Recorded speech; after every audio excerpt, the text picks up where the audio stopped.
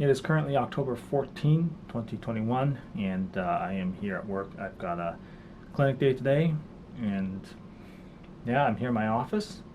Um, Interestingly enough, I got a violin here. That's actually Charlotte's violin. I'm bringing it in because I want one of my friends here to take a look at it and see if it needs fixing, what needs fixed, because I find that I can't play it. And it's not because I suck. I generally think that the strings and the bow need replacing. So I wanted to get somebody with a little bit more experience to take a look at it. So yeah, that's why I have a violin in my office. All right. So yeah, I'm once again vlogging on the Fuji X-T200. Let me see, how many vlogs have I done on this so far? So far I've done 4 vlogs on the Fuji X-T200. This will be the 5th one, and this will probably be my last one, because I've kind of run out of things I want to test. I mean, I'm sure there are plenty of things to play with, but in terms of vlogging and the things that I care about, this is probably the last little bit of video stuff that I want to test. I've gone back to 1080p because 4K video is just it looks good, but you know, it's too much. The file sizes are too large. Yesterday, just transferring the video files to my iPad took somewhere on the order of about half an hour to an hour. So I don't love that. I want it to be quick. And what's more, because the file sizes are so big, the camera has to like break them down. So the Fuji X-T200 limits file sizes to 4.5 gigs, and so it automatically breaks long video files down into those chunks, and they're not even that long. So a video of about 5.5 minutes will be a chunk, right? And so even though I didn't record any 4K clips past 15 minutes at a time, right? I stayed within the record limit. My files were being broken down into like 3 different files. So you know, that's kind of a cumbersome thing. Now, I will say, thank goodness the Fuji X-T200 breaks those chunks down in a good way, such that the audio and video remain synced, and so if you just play them one after the other, it's seamless. Because I can tell you that my Alpha 65 did not do that, unless you import those video clips using the Sony imaging software, which is a pain in and of itself. It has to go over USB rather than putting your SD card right into the computer, and then you know, it has to like reconstitute those smaller file chunks into like a giant file. So anyway, so thank goodness for that. Now the editing process actually went just fine on the iPad. My Generation 8 iPad had plenty of power to very effortlessly cut and edit and render 4K, so that was all fine. But I've gone back to 1080p again today, and I am sticking with Provia. It looks really good. I find the image a little bit too contrasty, and I have no way of changing it. The X-T200 is just not a very video focused camera. They don't give you very many controls. I wish I could turn down the contrast a little bit, but anyway, I'm sticking with Provia. I'm leaving image stabilization on when I'm walking. I'm turning it off for shots like this where it's on a tripod, because otherwise the frame will move. So what am I testing today exactly? I'm actually testing some manual exposure, because so far I've been doing auto exposure, and while I think the Fuji X-T200 does an okay job. If you're walking around and lighting conditions change, you want auto exposure, and it does an okay job, right? It's not obtrusive, but it's for shots like this, static shots like this, where the lighting conditions aren't changing, but you might be moving in the frame. You don't want the camera to be constantly varying its exposure. And I have been doing auto exposure on the X-T200, and so I've been seeing that kind of variation in exposure, which it honestly probably bothers nobody other than myself. But just as a thing to test, I thought I would try my hand at doing manual, a locked exposure. You can't do an auto exposure lock, which is super annoying. On the Fuji X-T200, my Sony a6400 thankfully can do that. But this guy's got some dials and stuff, so I'm able to set the exposure. So currently, the aperture is at 3.5, which is the widest on this kit lens at 15 mils.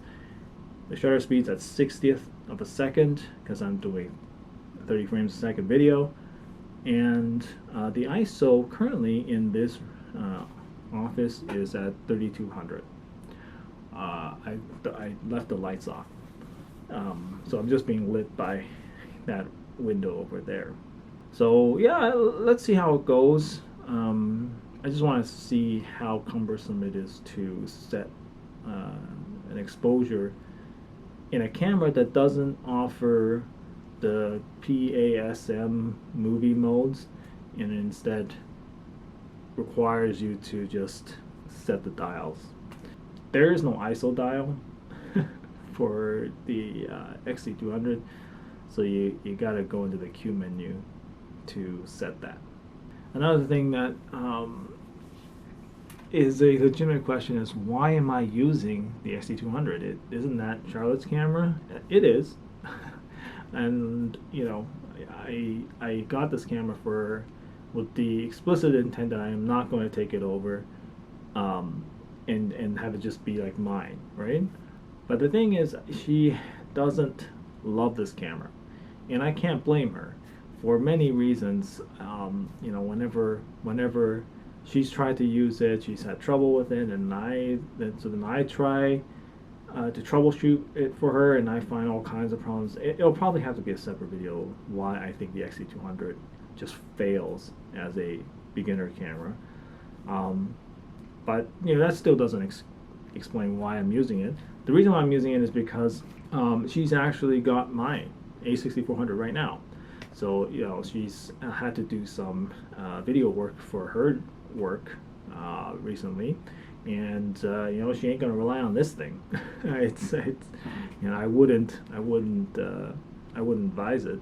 So she actually currently has my camera. So I thought I'd take this opportunity to test this out, get to know this a little bit better, and maybe in the future when she does use it, I can better advise her on how to use this camera. I would love to make a separate video about what I think about the X-T200. I'm with Ken Rockwell. I don't think this is a good camera.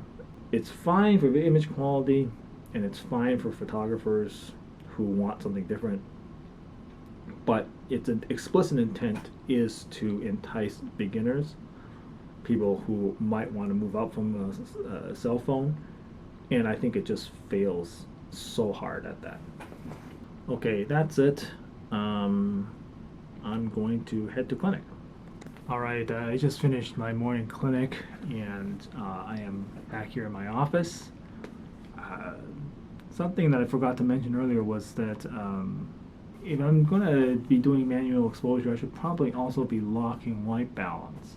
So that earlier, longer clip, I forgot to lock white balance. Not that I could do an auto white balance lock, just what I mean is what I actually mean is to set the white balance. So this clip is set to the daylight white balance.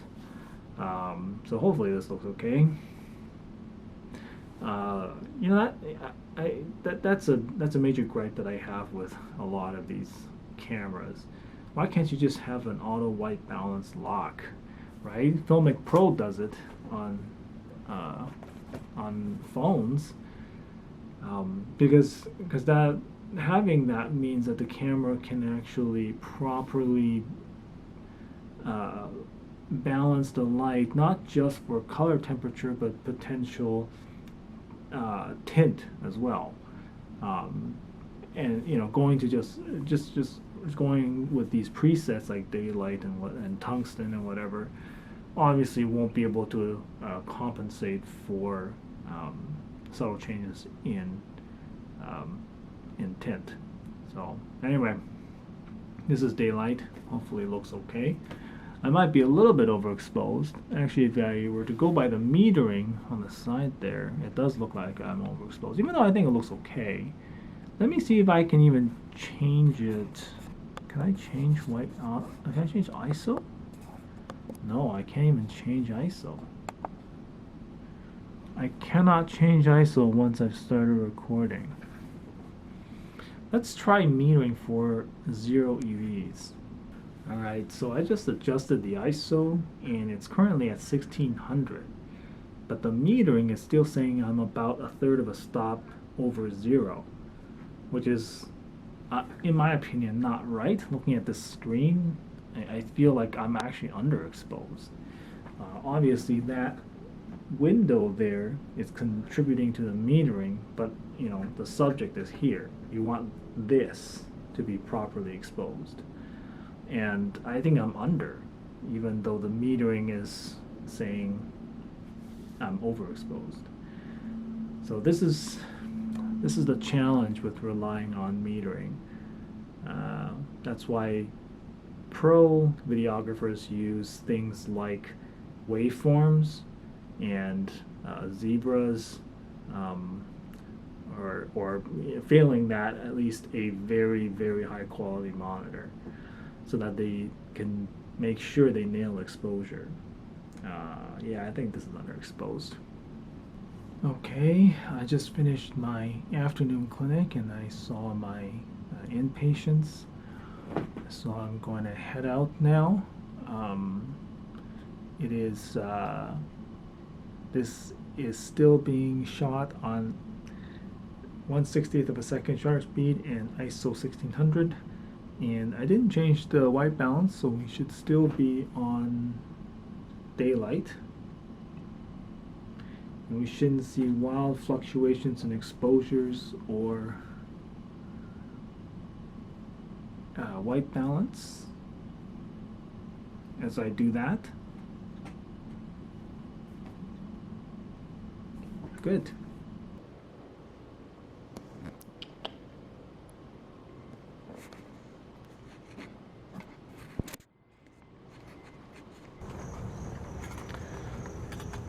Okay, I am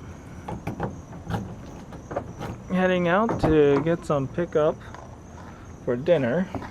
Boy. There it is. That's dinner, courtesy of this Thai place here. Yeah, so I like this restaurant not only because it's got good food, it does, not just because they give you pretty generous portions for what you're paying, which they do, but also because during the height of the pandemic, they were giving out like a limited number of like free meals for people in need, and I thought that was very, very big of them. During a time when a lot of restaurants and restaurant workers were struggling, they were still able to sort of give back, and so I like that, and I like supporting that. So where possible, I like to order from them. Alright, it is almost 9 p.m. and I'm gonna wrap up this vlog here. So I got the Fuji X-T200 again.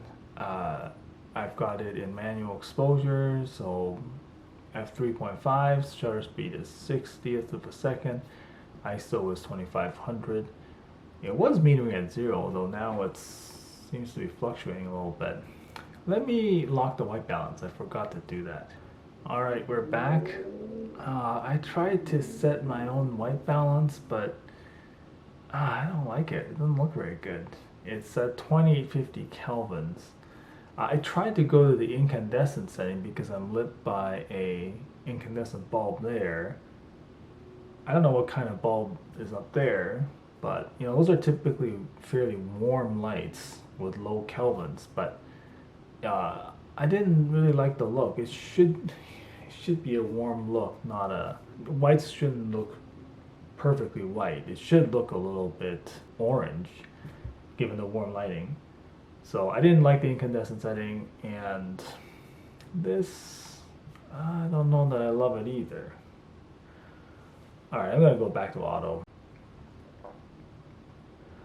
Alright, so now white balance is back to auto, so you might notice changes, fluctuations in white balance. But at least the exposure is locked. So yeah, we just watched another episode of Bad Sport. That's a Netflix show about some of the corruption and subterfuge that happens in the world of sports. It's a great show. I highly recommend it. Now the weird thing is Netflix had another series looking at the darker side of sports called Untold. And I'm not sure why these series are separate. You know, I feel like Bad Sport and Untold probably could have been different seasons of the same series. I don't know. I'll have to look into that. But check out Bad Sport. It's a good one. We just saw the one about cricketer Hansi Cronje. Yeah. I also watched episode 2 of Lupin, also on Netflix. I didn't talk about this before, I don't think, in another vlog, but I started watching it because I kind of wanted to feel like I was back in Paris a little bit, you know.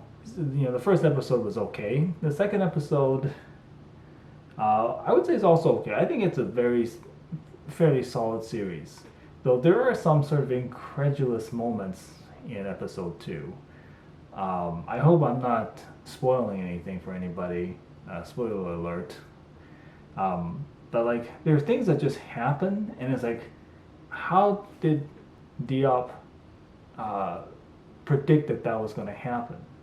Right? There's this one scene where he wanted to go to the infirmary and stay overnight, and so he badmouths some inmates.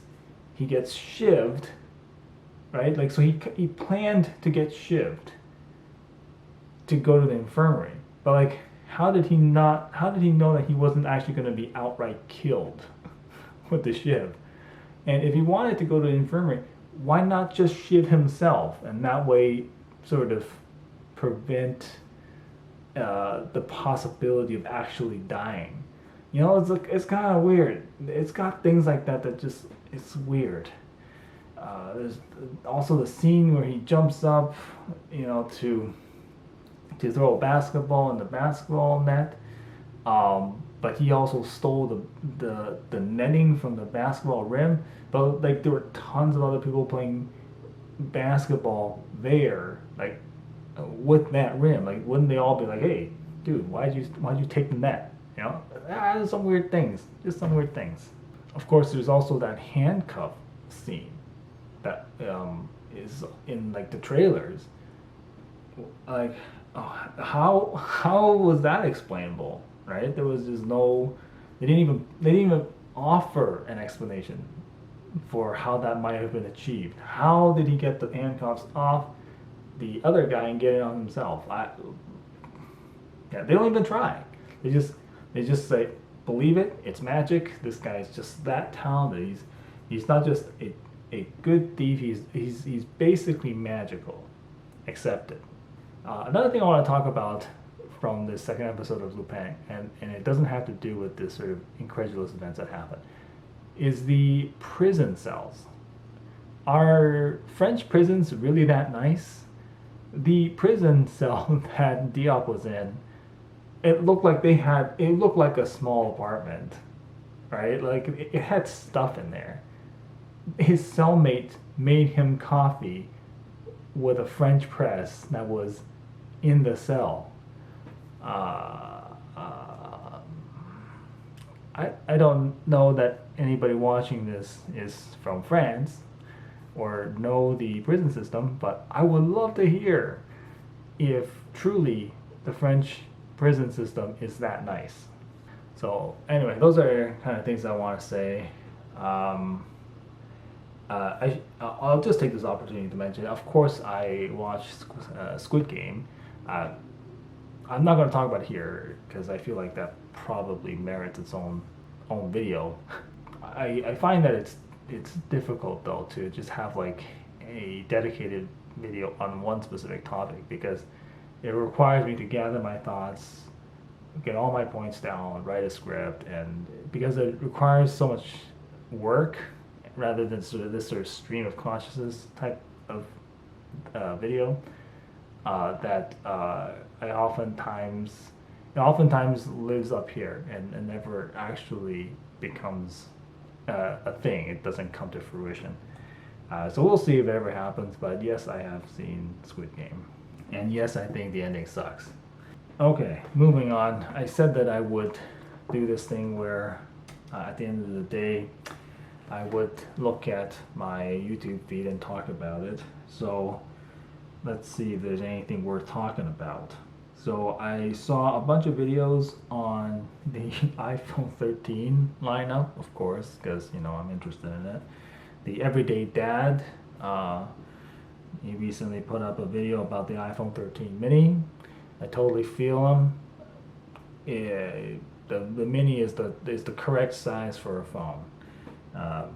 Don't love the implications on battery life. I wish they would just make it thicker, make it so that the whole phone is flush with to the camera bump. So that way, just don't have the camera bump. Have a thicker battery. Give me a better battery. I watched a video from Authentic Ben Schmanke's video on the various action cams. I'm interested in Insta360 Go 2. I'm still kind of waiting to see if it goes on sale. I'm a little bit concerned though because they have yet to fix the Insta360 Go Mark 1's iOS app. So that makes me worried because that means that the Go 2 will probably suffer the same fate in not being supported as soon as a new model comes out, which is a shame. And because the camera is so dependent on that app, that is something to consider. I saw a video about from the BBC News about why it's very expensive to buy a house in Canada. It's kind of mind-blowing, just the real estate prices there. Oh, I guess William Shatner went to space aboard Jeff Bezos' rocket. I watched Jimmy Kimmel's coverage of that event. It is all weird. I feel like Jeff Bezos could have done better with that interaction. Just like let the man talk. The guy went through something profound. Give him his moment. Don't be trying to pop off champagne bottles at the same time. Like, come on. The guy's a celebrity. Give him the attention he deserves. And that's about it. So not a whole lot today. I'm going to end it here. I'll see you in the next one. Probably the next one will not be shot on the Fuji X-T200.